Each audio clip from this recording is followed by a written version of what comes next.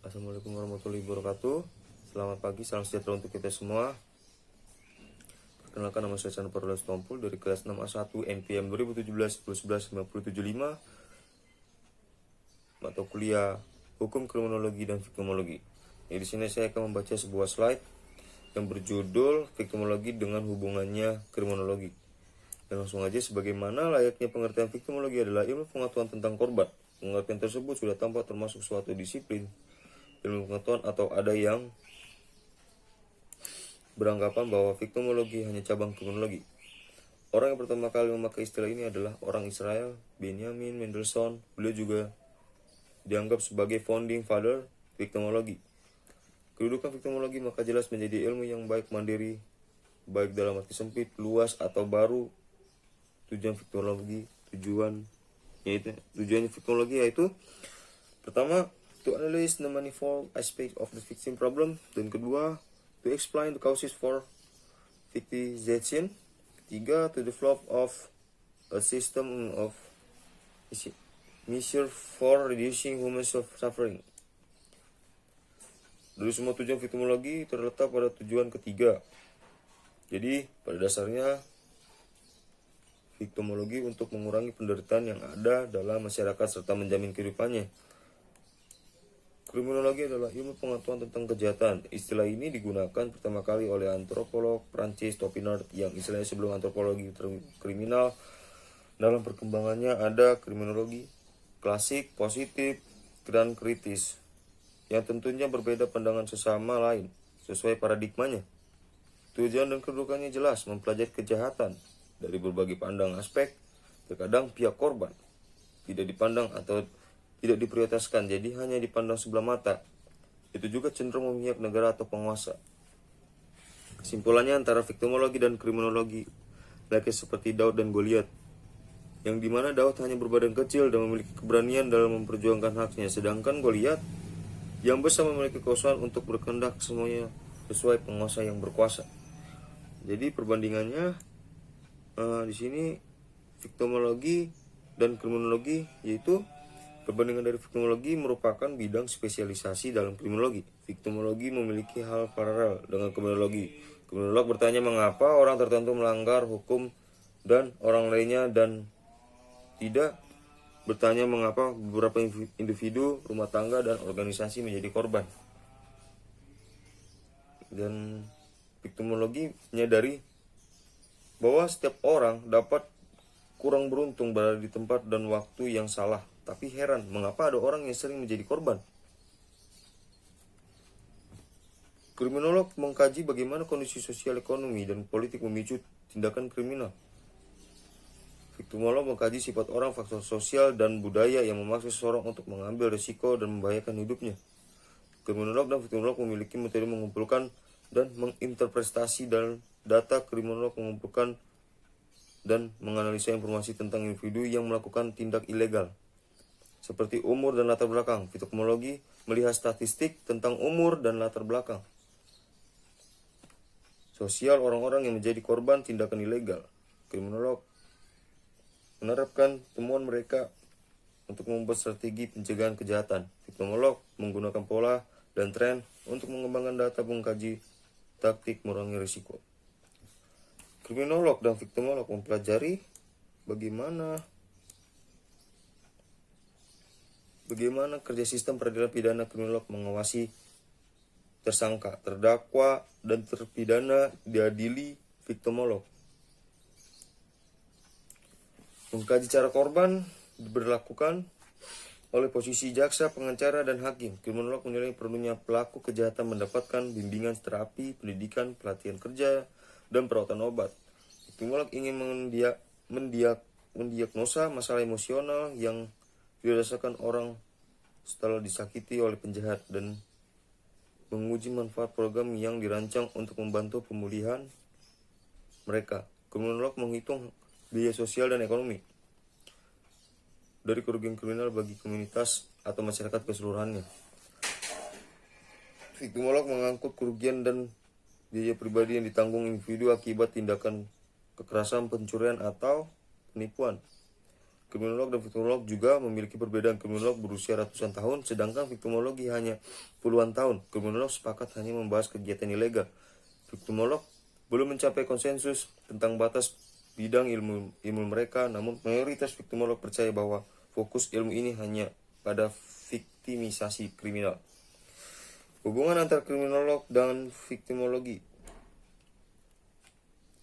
Secara etimologis, kriminologis berasal dari kata krimen yang berarti kejahatan dan logos yang berarti pengetahuan atau ilmu pengetahuan. Kriminologi diartikan sebagai ilmu yang membahas mengenai kejahatan. Secara umum, kriminologi bertujuan untuk mempelajari kejahatan dari berbagai aspek sehingga diharapkan dapat diperoleh pemahaman tentang fenomena kejahatan yang lebih baik.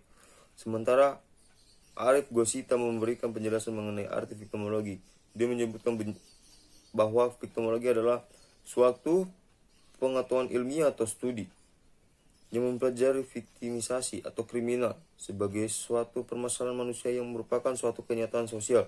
Viktimologi berasal dari kata lain, victima, yang berarti korban, dan logos yang berarti pengetahuan ilmiah atau studi. Sedangkan J.E. Sehatapi menjelaskan bahwa viktimologi merupakan istilah yang berasal dari bahasa Latin, victima, yang berarti korban, dan logos, yang berarti ilmu, merupakan suatu bidang ilmu yang mengkaji permasalahan korban beserta segala aspeknya. Adanya hubungan antara kriminologi dan viktimologi sudah tidak dapat diragukan lagi, karena dari suatu sisi kriminologi membahas secara luas mengenai pelaku dari suatu kejahatan, sedangkan viktimologi dari merupakan ilmu yang mempelajari tentang korban dari suatu kejahatan. Seperti yang dibahas dalam buku Urgensi Perlindungan Korban Kejahatan karangan Viktimologi. Viktimologi Dik M. Arif Mansur. Jika ditelaah lebih dalam, tidak berlebihan apabila dikatakan bahwa viktimologi merupakan bagian yang hilang dari kriminologi. Atau dengan kalimat lain, viktimologi akan membahas bagian-bagian yang tidak tercakup dalam kajian kriminologi. Banyak dikatakan bahwa viktimologi lahir munculnya desakan perlunya masalah korban dibahas secara tersendiri, akan tetapi mengenai pentingnya dibentuk viktimologi secara terpisah dari ilmu kriminologi mengundang beberapa pendapat, yaitu sebagai berikut. Pertama, mereka yang berpendapat bahwa viktimologi tidak terpisahkan kriminologi diantaranya adalah von Henting, H. Mannheim, dan Paul Korn. Mereka mengatakan bahwa kriminologi merupakan ilmu pengetahuan yang menganalisis tentang kejahatan dengan segala aspeknya, termasuk korban. Dengan demikian, melalui penelitiannya, kriminologi akan dapat membantu menjelaskan peranan korban dalam kejahatan dan berbagai persoalan yang melengkapinya. Mereka yang menginginkan viktimologi terpisah dari kriminologi diantaranya adalah Mendelssohn. Ia mengatakan bahwa viktimologi merupakan suatu cabang ilmu yang mempunyai teori dalam kriminologi. Tapi dalam membahas persoalan korban, viktimologi juga tidak dapat hanya berfokus pada korban itu sendiri.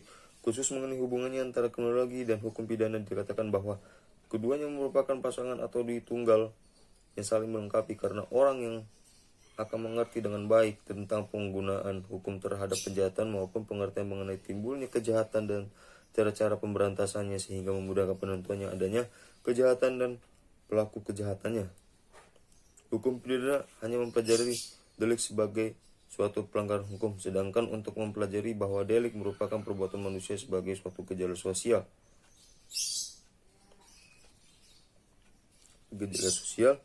Dan J.E. Sehatapi juga berpendapat bahwa kriminologi dan viktimologi merupakan sisi dari mata uang yang saling berkaitan.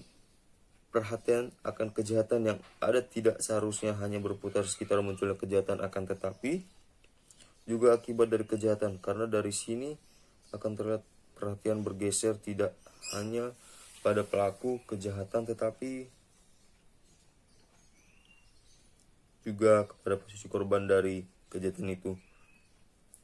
Hal ini juga dibahas oleh pakar hukum lainnya dalam memperhatikan adanya hubungan ini, atau setidaknya perhatian atas terjadinya kejahatan tidak hanya dari suatu sudut pandang, Apabila ada orang menjadi korban kejahatan, jelas terjadi suatu kejahatan. Atau ada korban, ada kejahatan, dan ada kejahatan korban. Ada korban. Jadi, kalau ingin menguraikan dan mencegah kejahatan harus memperhatikan dan memahami korban suatu kejahatan, akan tetapi kebiasaan orang hanya cenderung memperhatikan pihak kejahatannya. Kriminologi adalah ilmu pengetahuan yang mempelajari atau mencari sebab musibah kejahatan, sebab-sebab terjadinya kejahatan, akibat yang ditimbulkan dari kejahatan untuk menjawab mengapa seorang melakukan kejahatan. Teologi adalah ilmu yang mempelajari sebab timbulnya kejahatan. Di dalam teori Lombroso disebutkan bahwa mengidentifikasi suatu kejahatan dapat dilihat dari bentuk tubuh seseorang atau sinyalemen dan tanda-tanda khusus pada seseorang. Pada akhirnya teori Lombroso tersebut hancur karena di dalam usaha para ahli mencari sebab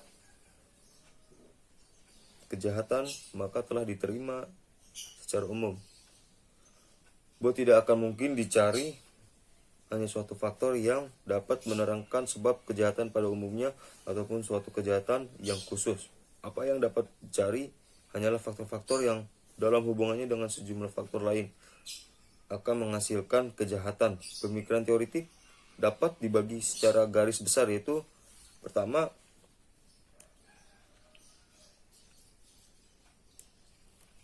mazhab klasik dengan pelopornya Kaiser Wilhelm Marco-Brownia tahun 1738 sampai 94 dan dimodifikasi oleh mazhab neoklasik melalui kode penal Prancis 1819. Pada mazhab ini melihat manusia sebagai mempunyai kebebasan memilih perilaku free will dan selalu bersikap rasional dan hedonistik, cenderung menghindari segala sesuatu yang menyakitinya. Menurut pandangan ini, pemidanan adalah cara untuk mengulangi kejahatan sehingga dapat dikatakan bahwa suatu kejahatan dapat dikurangi atau ditiadakan dengan hukuman atau dengan sanksi yang keras, contoh hukuman mati, hukuman seumur hidup, dan hukuman gantung. 2. Masa positif dengan pelopornya adalah Kaiser Lombroso 1835 sampai 1909, dianggap sebagai awal pemikiran ilmiah kriminologi tentang sebab musabab kejahatan.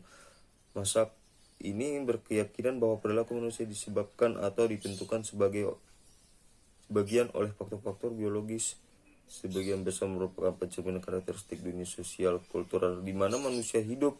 Dalam teori ini, bahwa kejahatan yang dilakukan oleh seorang biasa disebabkan oleh pengaruh-pengaruh baik dari dalam maupun dari luar, sehingga para pelaku kejahatan tidak dapat hanya dipidana saja, tetapi harus dilakukan dengan menyelesaikan penyebab kuasanya terlebih dahulu. Jadi dalam teori ini kita harus bisa mencari mengapa seseorang melakukan kejahatannya.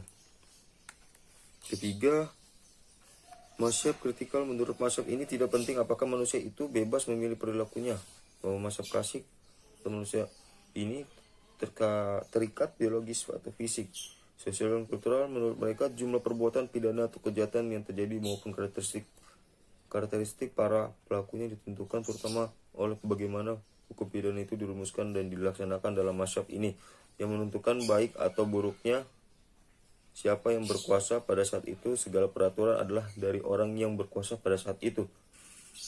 Dari pemikiran